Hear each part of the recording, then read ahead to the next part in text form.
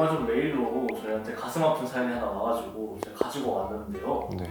한번 읽어보도록 하겠습니다. 안녕하세요. 영상 잘 보고 있는 올해 졸업생입니다. 제 이야기가 영상으로 나가서 저 같은 피해자가 없기를 바라는 마음에 메일을 씁니다. 할 일이 없기도 하고요. 저는 경기도 일반고 나왔고 내신은 2등급 중후반대였습니다. 생기부도 그냥 적당히 일반고에선 못 챙기지 않은 그런 수준이었어요. 재수는 하기 싫어 원서 쓸 때 상담을 진짜 많이 했어요. 근데 보통 상담할 때마다 쌤들이 하는 말이 모고 성적 보면 정시로 너가 원하는 곳은 절대 못 간다. 재수하기 싫으면 욕심 부리지 말고 수시로 안정라인 위주로 적당히 잘 끝내라 라고 많이 말씀해 주셨어요. 저 또한 광탈하고 재수하고픈 마음도 없었기에 6장 중 4장 정도는 진짜 무조건 붙을 만한 곳으로 썼습니다. 사실 구모 때 성적이 꽤 잘 나오긴 했거든요. 근데 다들 수능 때는 구모보다 떨어진다 하기도 하고 제가 수능을 구모보다 잘 볼 거란 생각은 1도 없어서 굳이 상향으로 카드를 높이진 않았습니다. 그리고 수능 당일이 되었습니다. 큰 길은 없었는데 국어부터 뭔가 술술 읽히더라고요. 시험을 잘 본 것 같다는 생각은 했었는데 진짜 집 와서 채점해 보니까 모고보다 성적이 높은 제 커리어 하이가 수능 때 떠버렸어요. 근데 뭐 수시를 안전빵으로 냈으니까 더 높게 갈 수 있는 정시 카드는 써보지도 못하는 그런 상황이 되어버렸습니다. 말로만 듣던 납치를 제가 당할 줄은 몰랐어요. 정시 원서 구경도 못 해보고 상향 대학은 떨어지고 결국 안전빵으로 썼던 대학 중 제일 높은 대학으로 가게 생겼습니다.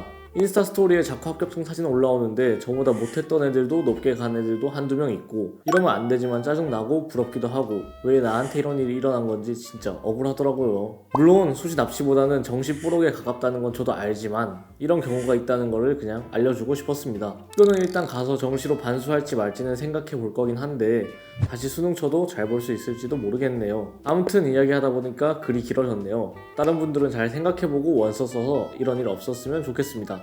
긴 글 읽어주셔서 감사합니다. 마음 아픈 수시 납치 사연이네요.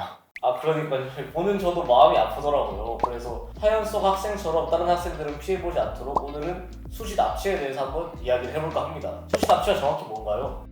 우리가 이제 입시를 할 때 통상 수시를 6장 지원하고 수능을 치고 정시를 3장 지원하게 된단 말이죠. 근데 수시에서 한 곳이라도 붙으면 정시 지원 자체가 아예 불가능합니다. 이것을 수시 납치라고 합니다. 근데 왜 수시 납치라고 표현하냐면 수시에서 합격한 대학보다 합격선이 높은 대학에 지원할 만한 수능 성적을 받았음에도 정시에 지원을 못하다 보니까 소위 수시 납치를 당했다라고 표현을 합니다. 그래서 제가 저희 인스타 팔로워 13,000분께 수시 납치에 관해서 한번 물어봤거든요. 그런데 답변을 보니까 크게 3가지 이야기가 있더라고요. 우선 첫째는 수시 납치 당하지 않으려면 안정라인은 수능 끝나고 면접 보는 전형으로 써야 한다 라는 내용이었습니다. 진짜 이렇게 하면 납치를 피할 수가 있나요? 맞습니다. 이게 수시 납치를 피하는 대표적인 방법이 바로 이 수능 후 면접을 전략적으로 활용하는 겁니다. 수시에서 면접을 불참하면 무조건 불합격이니까 수능 후에 면접 보는 전형을 지원해서 수능 성적이 만약 잘 나오면 면접에 불참하는 방식으로 불합격을 해서 납치를 방지할 수가 있습니다. 그리고 두 번째는 원서 넣기 전에 모의고사 점수를 꼭 확인하라는 내용인데 정확히 무슨 말인가요? 이런 경우들도 많습니다. 그러니까 모의고사 성적이 내신보다 좋음에도 내 정시 라인을 모르다 보니까 내신에 맞춰서 수시 내고 납치당해서 뒤늦게 후회하는 케이스를 매년 보게 됩니다. 그래서 수시 원서를 쓸 때는요, 수시 라인은 당연하고 모고 성적을 기준으로 정시 라인도 반드시 체크하셔야 됩니다. 같은 내신의 생기부 수준도 유사한 두 학생이더라도 정시 라인보다 수시 라인이 높은 학생은 수시에서 끝낼 수 있게 안전카드를 충분히 확보해야 하고요. 만약에 수시 라인보다 정시 라인이 높은 학생은 내신 맞춰 너무 안전한 카드를 쓰면 납치당할 수 있잖아요. 그래서 수시는 상향카드 중심으로 배치하고 필요에 따라서 내가 합격 가능성 높은 수능 후 면접이 있는 전형을 한두 장 정도 활용도 가능하겠습니다.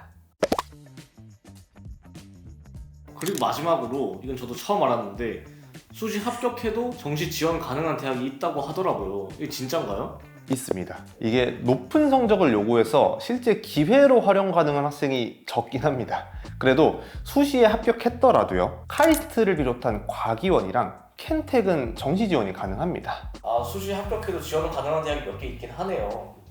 오늘 이렇게 학생 썰이랑 수시 납치에 관련해서 간단하게 알아봤습니다. 처음 나왔던 사연의 학생이 다른 학생들은 이제 자신처럼 수시 납치 당하지 않았으면 좋겠다고 해준 만큼 수시 납치에 대한 개념과 방지법은 꼭 기억해두고 가져가시면 좋겠습니다. 감사합니다.